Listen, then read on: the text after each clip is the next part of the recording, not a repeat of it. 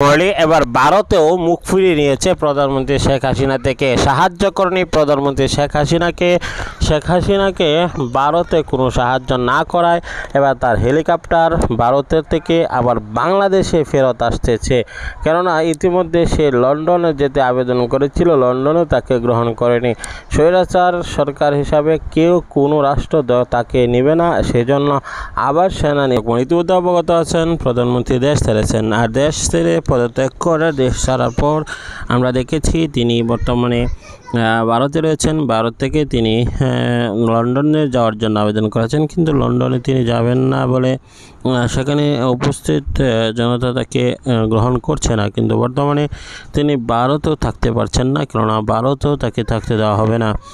রীতিমতো ভারত থেকেও তাকে চলে যেতে হবে, কেননা ভারত বাংলাদেশের পার্শ্ববর্তী রাষ্ট্র।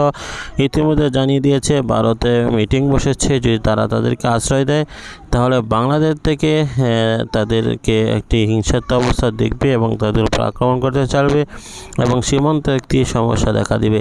আর সেজন্যই ভারত থাকতে পারবে না। লন্ডনে যাওয়ার তিনি অ্যাপ্লাই করছেন, কিন্তু লন্ডনেও তাকে আশ্রয় দিচ্ছে না। পরিশেষে তিনি কোথায় যায়, কী করেন সে বিষয়ে কিন্তু আপডেট আপনাদের কাছে অবশ্যই জানাবো। অবশ্যই চ্যানেলটিকে সাবস্ক্রাইব করে নেবেন, পাশে থাকা বেল বাটনটি অন করে দেবেন, তাহলেই সকল আপডেট সর্বপ্রথম এই চ্যানেলে পেয়ে যাবেন। দেখা হচ্ছে পরবর্তী কোনো ভিডিওতে, সে পর্যন্ত ভালো থাকুন, সুস্থ থাকুন। আজকের মতো বিদায় নিচ্ছি।